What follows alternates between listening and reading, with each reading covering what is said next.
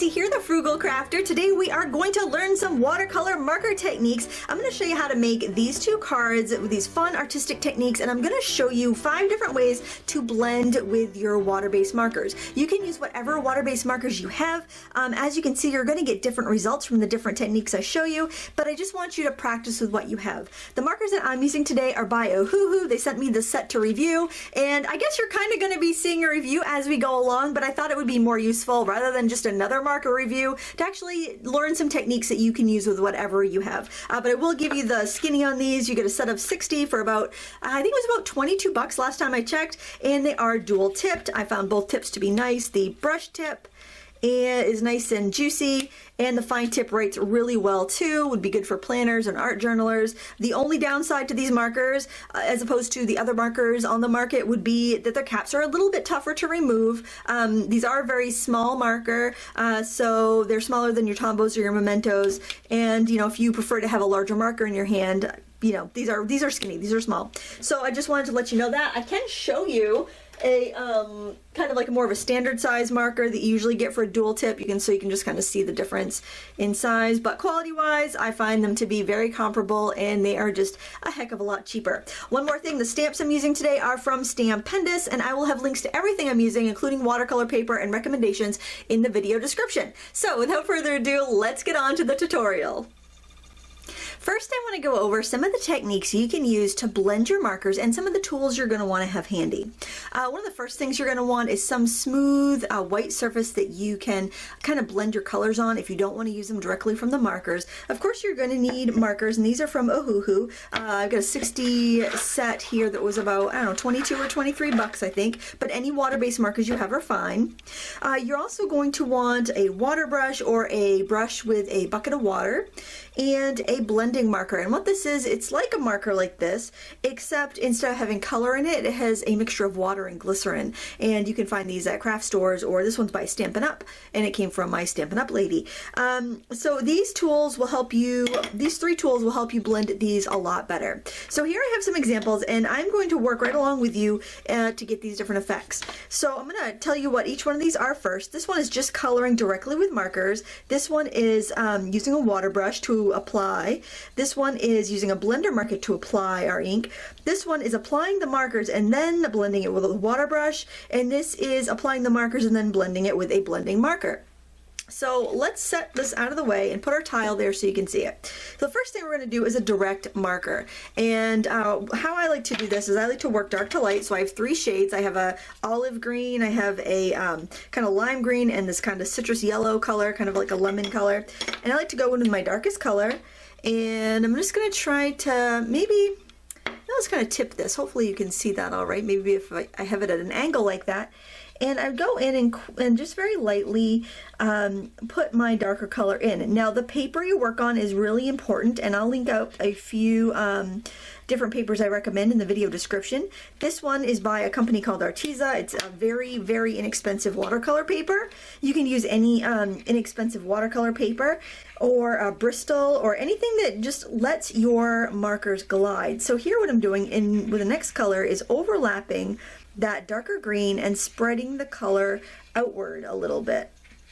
Now I find that going dark to light, I have better control, and I just feel like it blends better, and I don't have to overwork the paper, because sometimes when you're working with a less expensive watercolor paper or cardstock, there'll be a tendency to pill the paper, and that's when you get those little balls of paper, kind of like how a sweater gets all like, you know, pilly, gets all those little fuzz balls on it. That's kind of what happens to your paper as well. And so now I'm just going over that edge with that had the lime green, and I'm just pulling it out with the yellow. This gives us a very nice bright look, and it's probably one of my favorite ways to color, as long as my paper is like a watercolor paper or a Bristol paper. Now you might notice that the top of your marker has picked up a little bit of crud. It's picked up some paper fiber, and it's also picked up some green. So what you do is just get a scrap of paper and just scribble it off until it goes clear again. So that's all you do for cleaning those markers. But it might totally bother you to even think about getting stuff on your light colored markers. So what you can do is you can use a tile or something else to blend with, and that's what we're going to do here. So you're going to make yourself a little palette just by scribbling your marker onto a plate or a tile. You can also use an acrylic stamping block with a piece of white paper underneath it, or any plastic packaging.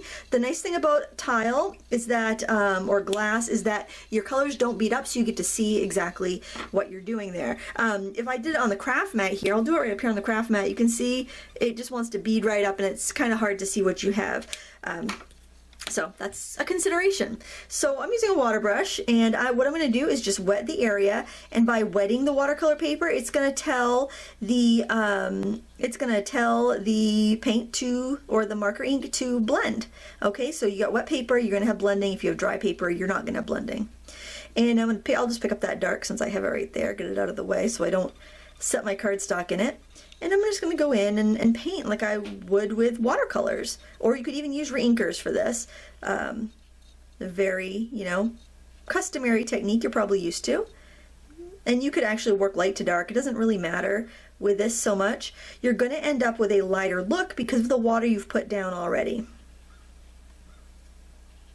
And of course you could do that without pre-wetting the paper. You just may have a more difficult time blending. This gives you that iconic watercolor look. So if that's what you're going for, that very soft blended watercolor look, this is how you get that with your markers. They're very, very versatile, and I like that they have no odor, and you can let your kids play with them too. In fact, you could use your kids' Crayola markers for this. You don't have to go and get dual tip artist markers. So use what you have, give it a try and see if you like it. So that's another way to blend. It's a very pretty look, it's less intense than that, but it's also a little more forgiving, I think. So the next thing you can do, you're gonna use those same puddles of color. I'm gonna put a little bit more down just because I might have got some water in there, and I don't want to, I wanna have a really fair example of this technique. So we've got our colors, and then you're gonna get your blending marker, and when these go dry, I simply just refill them with water and glycerin. The next technique I'm going to show you here is with the blending marker, and it's basically a marker, but it has a clear solution in it instead of your green ink or whatever color ink you have. You're going to start off by just picking up the color from your palette, just like you would if you were coloring with a marker. But this helps kind of extend the color a little bit, and you don't get such harsh lines, and it just gives you a more gradual look when you are coloring. And you probably would want to go ahead and do your blending all at once instead of putting in all your green. You'd probably go for your, dark, medium, and light all together, so that way you can get a better blend. This gives you a softer, more subtle look. And get some of that medium green there, because you don't want to let that marker sit too dry in your paper for too long, or you might get a hard edge it's difficult to remove. And you just keep repeating that process until you've colored your entire leaf. So you can see that some techniques take longer than others, and it just depends on, I think, how daring you are and how quickly you want to go in with your color, and also how dark you want your colors to be and how intense.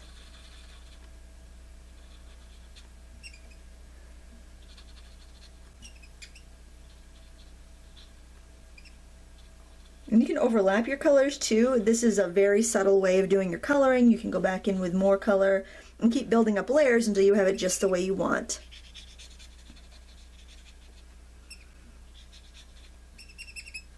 This does take a little bit longer. This is probably not my favorite way to blend, but it does give you a really soft look. And if you're a little unsure with your marker coloring, this will give you a little bit more time to think about it in color. It's also a good technique for adult coloring books. So there you've got 3 different looks. The next one I'm going to show you is applying the marker and then blending it with a water brush. So for this, we're going to go in and put our colors in just like we did before. We're going to go in with our darkest one. And I'm just going to work really quickly. You could take more time. Then we're going to go with our medium, so you don't have to be as careful. This is a very quick way to do it because you're going to be doing all the work with the brush, and the water is going to do the work for you. Going with your highlights. And then grab your water brush and simply spread the ink around.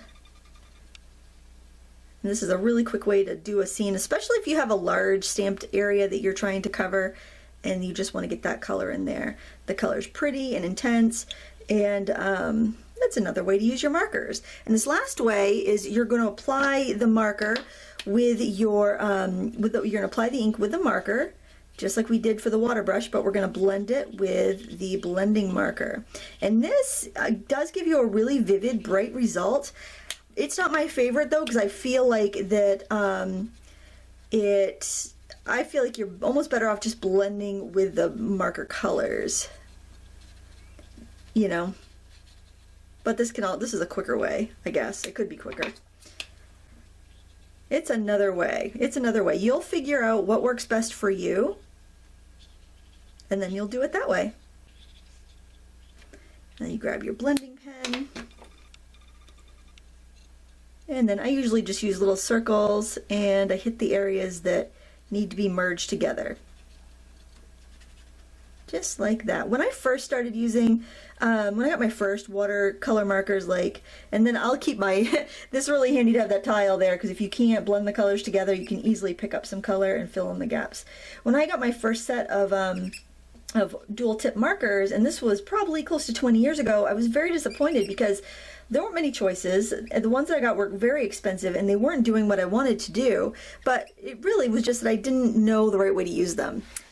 So there's 5 different ways right there, just in coloring with the markers, that you can get some different looks, and I'll bring those right there so you can see them. This next technique gives us a really beautiful artsy watercolor painted look, and it's very easy, and I love this for anytime I want a really funky look, but I don't want to spend a lot of time, but I want it to kind of look like I did.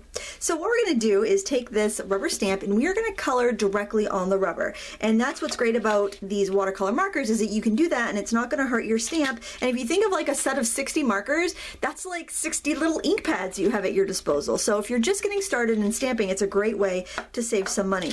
So I've got some colors here that I want to use, and I'm going to start off with my lighter colors first. So I've got some light gray. I'm going to set my my reference over to the side so I can kind of see where I colored what. And I am going to add this here and there. The lighter colors, you can almost cover like an entire area. The key is you want to have some color on everything. It doesn't all have to be the same, but you want to have everything get some color on it. And then I'm going to go in with this light tan color. That one you can see really well on the stamp.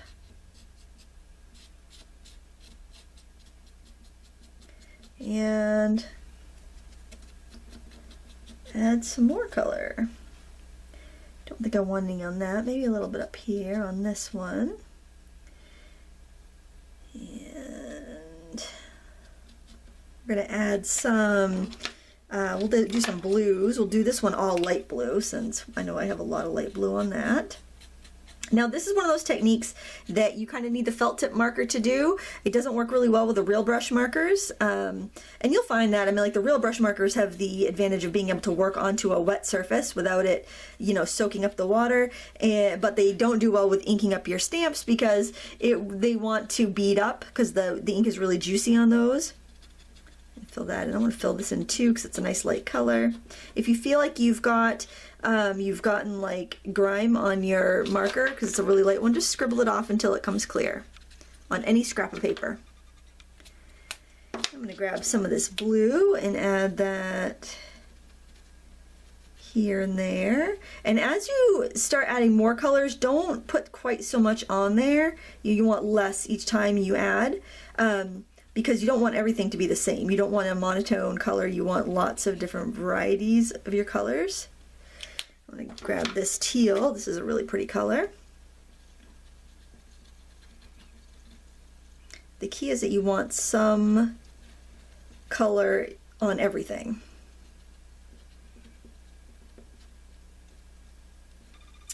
A little bit of that in there. That would be pretty. Oh, I'm scribbling that off just to make sure it's clean. I'm gonna add some browns. And you can almost just dab it, not even really think about it too much. It's gonna look great. I almost think the more random you are with these, the better they look. With this pretty orangey brown, this would be nice on this one down here. Again, I'm just trying to make sure I get something on every part of the rubber. And then last, I like to go in with black, and then I'll just kind of lightly hit, like I might hit the barbs of the feather, kind of tap it.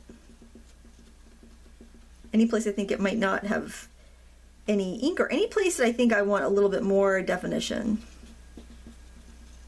Okay, so the next part is kind of important. You could get a totally different look if you just misted this with water, but if you want to have a little bit of a controlled look, I recommend that you breathe on the rubber. Just your hot air will moisten the stamp, so I'm going to give it a couple of big breaths. Okay, I think I got some on my lip there. And then I'm just going to take a piece of watercolor paper and put it straight down on top, because I've got kind of an uneven table here, so I know if I do this I'll make good contact. And I'm using a piece of watercolor paper that is smoother on one side than the other, so I've got the smooth side down. So that's why a hot press watercolor paper, or Bristol, which is a really smooth cardstocky like paper that is designed to work with water, those are really good choices. So there we have our image, which is pretty on its own. And if you don't want to do anything else, you just want to leave it like that, that is absolutely fine.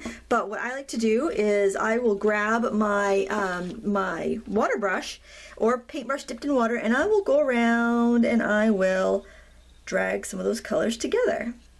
Because all of that, this is think of it like a watercolor. These inks are just kind of sitting there on top of the paper, and they're very responsive to a wet brush. And look how pretty that is. So you don't need to know how to draw, you don't need to know how to paint. If you feel that artist within that wants to get out, you go ahead and try this technique. Look at how that one looks so much more realistic and full than the others. Now the nice thing about the brushes, the pens rather, that we're using today, is that they have a brush tip, which we've been using so far. They also have a fine tip, and that fine tip is good for, well, if you're like a planner person and you do the planning, you can of course write without the fine tip, and you could use it for scrapbooking and journaling and things like that, but it's really excellent for doing like adding accents to your stamped work, and we're going to do that in a second. I like to turn my work around so that I can get in and be comfortable when I'm coloring. And I wouldn't like fuzz out every single line, but just here and there. Gives it a really pretty effect. And if you feel like you want some other colors that maybe didn't get quite as represented, you just scribble it out on your tile and you can pick that up and add it in. And you'll notice that, like, you might have a different brand of marker and maybe it's not as soluble, maybe it doesn't blend out quite as well, but that will just give you, you'll just know that when you use that, you're going to end up with more stronger lines from the stamp, and that's fine. You'll get to know your supplies and what ones work best for what techniques. That's why I wanted to show you a bunch of techniques here, because I know just personality wise and supply, what we have for supply wise, all of our techniques, you know, a technique that I love might not be your cup of tea, and vice versa. So I want you to have all the information so you can try it with what you have and see what works best for you. I was going to just do a review of these Ohuhu watercolor markers, but I'm like, you know what? I'm going to do a video that will be helpful to anybody looking to buy markers or just wanting to try some markers. So I'm going to take a couple of these colors. I like this. I'm going to slide those over there. There we go. I like this kind of duck egg blue. These don't have names on them. That's kind of the tricky thing. So you have to kind of rely on the caps, which are pretty accurate. I'm going to take some of that orangey red. And I'm going to add some bits of color here and there. And if the paper's still wet, it's going to blend. So if it's wet from where you added before, it'll blend. If it's dry, you can kind of glaze over a little bit. I wouldn't add any colors here with paint that I haven't, or with ink that I haven't already stamped with though, because this will make sure that everything has a lot of harmony. You know, just keep working from the same palette of colors.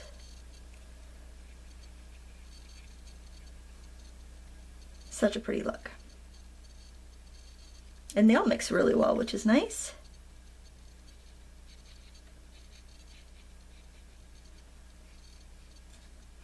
Okay, now I'm going to dry this, and then we are going to go in with the fine tip ends of our markers. It's really important that when you're working with felt tip pens, whether it's a brush tip marker or a fine liner, that you work on dry paper. If you try to go over a wet surface, it is going to suck up the water into your pen, and it's not going to work. The pen won't write until it's kind of dried out a little bit. So that's a problem that I ran into when I was first using these not these particular markers, but markers in general.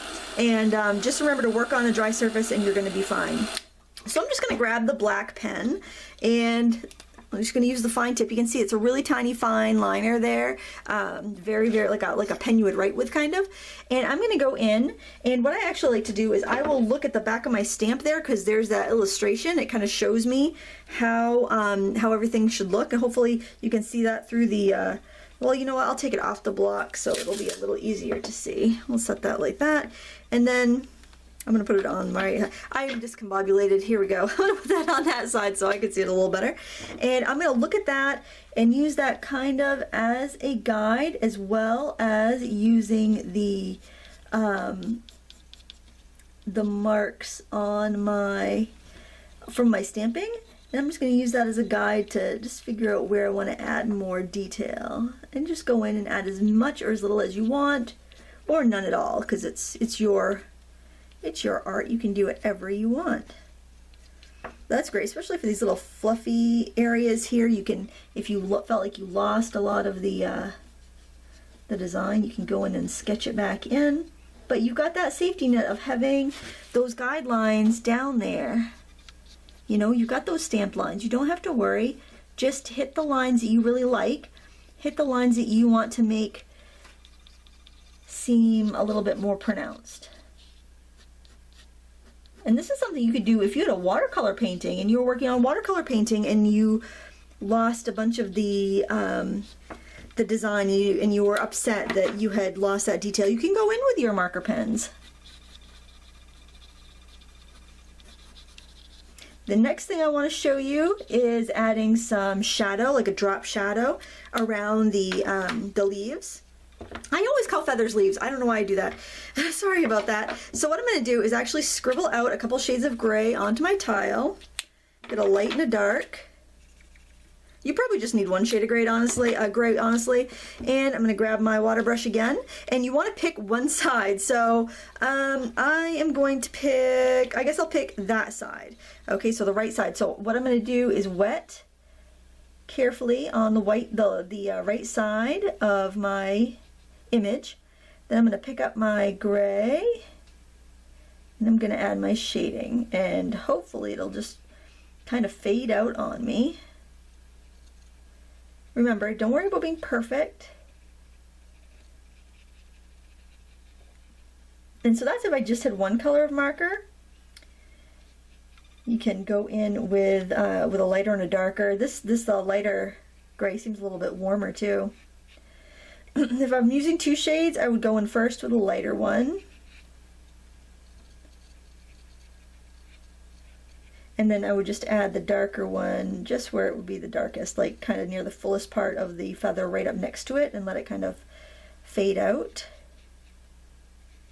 And I'm going a little faster than I normally would be because I don't want to make this video super long, and I don't want to speed it up if I don't have to. Sometimes I like to, but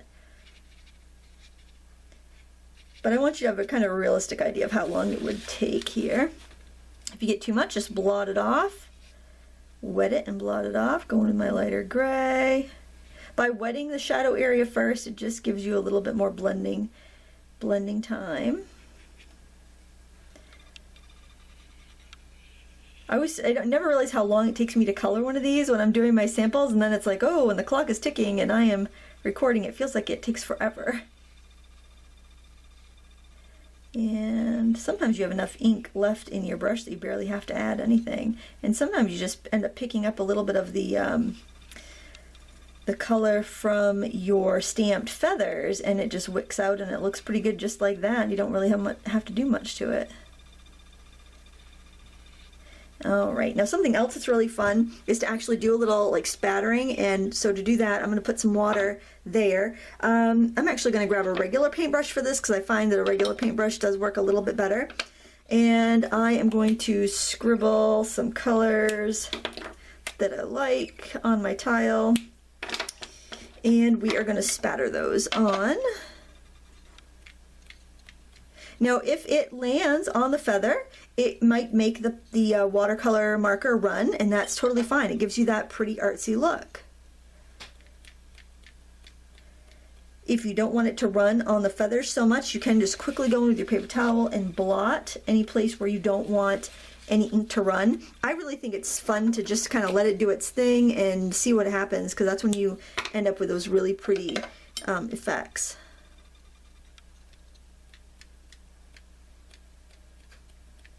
And this is just easier to do with a looser brush that holds a little more ink. And there's that. I'm going to show you the finished card that I did with the one I made previously. I'm going to turn it sideways though, so you can see it a little bit better. But you know, have fun with it. I think the messier, the better for this technique. Now we're going to combine some of these techniques to make a card. I've already colored these two poppies using the marker blending technique that I showed you in our first example today. And I've also colored a leaf, and I also practice colored those little buds there. What we're going to do though is we are going to work on a solid sheet of watercolor paper. This is about 4.5 by 6.5, so it will layer on a 5 by 7 card. And I'm going to ink up in a waterproof ink. And the waterproof ink I like to use is archival ink. It's pretty easy to find, and most craft stores have it, and it's not too expensive. And what I recommend whenever you're buying an ink pad that you plan on using a lot is to get a re-inker, because that little bottle of re-inker will make your ink pad last about 10 more pads worth. So I'm going to stamp this down and just give it a good push just to make sure I have the ink transferring really well, and I'm working on the smooth side of the paper again. Okay, so we've got a beautiful image there. And then I am going to stamp one of the flower. I'm going to stamp the bud. I'm going to stamp one of the flowers. Basically, I'm going to make kind of a background, and then I'm going to adhere on some of the things I already die cut. The stamps I've been using today are all by Stampendous, by the way, in case you're looking to find them. And I'm going to be covering that up with something, so I'm not worried about that. I'm going to stamp this poppy here, and I'm going to do that one over on that side. It's okay if you want to go off the paper. A lot of times I'll work on an old sketch pad or a newsprint pad, so that way I don't get ink all over my table, but I've got a craft mat underneath here, so that's not a big deal. I'm going to stamp that right over there. And why don't I stamp the leaf maybe one time over here, because I've got plenty of stuff to overlap. I'm not going to worry if I've got things overlapping on the background. You could of course mask any of these items if you wanted to.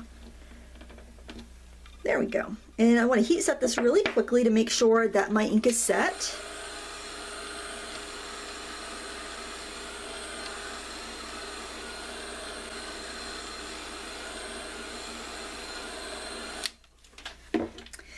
I'm going to start off by using one of these markers here. This is just that teal blue that I used in the leaves, and I am going to go ahead and throw some of that here in the vase, but I'm only putting it where I think I would have my darkest shadows, and then I'm going to scribble some off on my tile. I'm also going to go in with my green here, my dark green, and I'm going to put in those stems. I'm just putting in the dark, and I'm going to go in with just the kind of lighter, and I'm going to blend it. So we're doing that marker blending. But instead of just leaving it like that, I'm going to go in with my water brush, and I'm going to wet this whole area. And some of the ink is going to blend, and some of it isn't. I'm mostly just softening the that blue that I have in there. and dragging it around. I'm also going to pull some out on the tabletop where the vase is sitting. Now I'm going to pick up that blue. I'm going to pull some out onto the tabletop. Somebody had asked me for a technique where I spattered some paint into some wet paint, and I'm going to show you that. So here I can really wet that, and then I can pick up some of this color and I can spatter that on too, and it's going to give me the artistic effect that I like. So what we're going to do here is a bunch of different techniques that I've already shown you, and we're just going to mix them together. Now if I want to add some of that green in there, I can. And if I want to add some of the red that I'm going to be using for the poppy, I can. So when I'm going to the trouble to do a card like this, and it's going to have a lot of like kind of artistic effects, I don't necessarily do much for the rest of the card. I might just mount this on a piece of card base and call it good. Alright, now I can go in after that dries and add more shading if I want to, but that's how I would do that bottom part of my card. So for the flowers here, I could do any of the techniques that I've already shown you, but I really like the marker blending, so that's what I'm going to do for the leaves and the poppy stem here. And remember, I've already colored and cut out some of these elements. So I'm just kind of showing you quickly how I colored them so you can make this card at home if you want to, or do these techniques on something else. Since I know how these are going to blend, I'm going to go right ahead and do the green on this too. If you're new, I recommend that you do them one at a time so that you don't end up with your ink setting too fast and not having it blend. But you can see that's blending really well, and since I've had some experience with this paper and these markers, I kind of know what I can get away with. And I'm working very quickly. So, honestly, experiment with the markers you already have, your kids' markers. If you want these, I'll have them linked up below. But you probably have something that will work. I like that there's 60 colors in this set, so, I could just grab that with me and go to a crop and have everything I needed. So that's, that would be a nice feature of these, but don't feel like you have to have exactly what I used. And going in the tip of that. Look at that, so easy to blend. Okay, so now I'm going to quickly color the flower here so you can see how I did that. I'm going to use 2 different shades of red and a yellow. Honestly, that middle red is not, I probably should have picked a different color than that neon orange, but it'll work. We'll be fine. So what we're going to do is we're going to go, and I just stuck my hand in there. I'm going to turn this around so I don't stick my hand in it again. Let's turn it around like that. I think you can see it all right. And I am going to go in and color. I'm going to do 1 petal at a time because reds are more difficult to blend. Just nature of the beast. Reds and purples tend to be your kind of more difficult colors to blend. And again, I'm going faster than I recommend you go. Mine will be a little sloppier than I would, expect if I was, going at my own pace, but I don't want to make this like 3 hours of me coloring with markers. So I'm overlapping the edges with this orange and spreading it out a little bit. Then I'm going to go in with my yellow and kind of merge those colors together. So if you feel like your marker is dragging on the paper and it feels like you might be damaging the paper, you want to try to get in and get out as quickly as you can because your paper can get pilled. That is a disadvantage of the felt tip pens versus the real brush pens, because the real brush pens are very gentle on paper, so you don't have quite so much of that worry with a real brush pen. Of course, if you really know you want pens that will ink up rubber stamps, well, the real brush pens aren't that great for that. So you just you have to kind of figure out if you're, trying to decide between what pens to get, you kind of have to decide what you're going to use them for and what makes the most sense for you.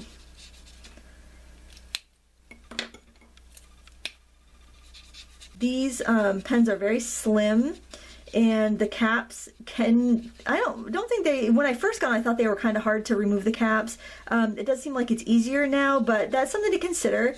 These pens, the caps, they're so skinny, they're so slim pens that it can be tough to get the caps off. So I just wanted to warn you of that. Now, if you are coloring rough, like I'm coloring really fast and kind of rough, and I am noticing a little bit of pilling on this paper.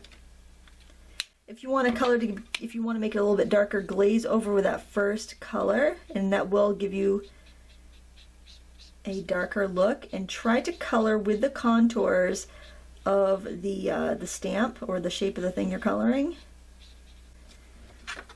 And I don't even know if I need to do all of those petals because I'm going to be layering up. So let me just get this little guy here, and then let me see what I have for elements and see if I even need to color the rest of those. Okay, so the ones that I've cut out already are right here. So I can put that there. I definitely have plenty of options here.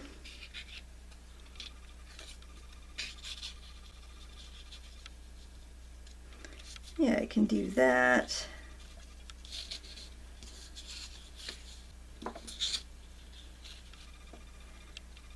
I think I do need to get the center colored in at least because that's going to stick out. So for that, I'm going to use purple and yellow and green. That purple in there. Yellow in the middle. You can see it's really very easy to get an artistic pretty effect with these markers. Okay, maybe a little bit of that lime green in there. Basically I just needed something in there to cover it. Oh, we've got this leaf too.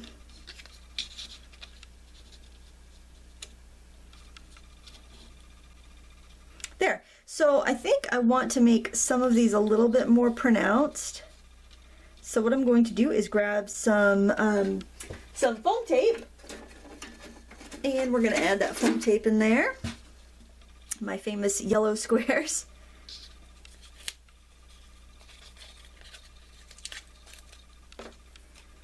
So what you want to do is just go through and put some tape. Make sure you kind of like put it around so that you're going to have nice support under the edges.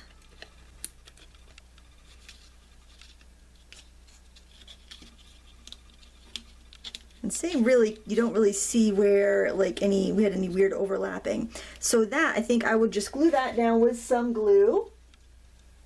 The nice thing about zip dry glue is that if you do make a mistake and it like squeezes out and gets on your project, after it dries you can just kind of roll it off like that glue that they use on the back of your magazines. And there we go, that would be perfect to layer on a 5x7 card base. I hope this video has given you some fun ways to use your watercolor markers and maybe some new ideas that you haven't thought of before, or maybe it's just a reminder. It's a lot of fun and I do hope you give it a try. Oh, like I mentioned before, doing shadows on this is really easy. You could grab either that same blue you used, or you could grab a light gray and you could go ahead and give it a little bit of shadow underneath if you wanted to. This is also great if you got any smudges and you want to kind of downplay them a little bit. But you know, keep it artsy. That's the best thing about using these markers, is that you don't have to be perfect. You can get those beautiful artistic watercolor effects, and you don't have to be an artist to do it. You can just play and have fun, and I think that's the best way to learn about a new material. Again, feel free to scroll back through the video if you want to see any of these techniques again, and make sure you try it in your next project. Thank you so much for watching. Until next time, happy crafting!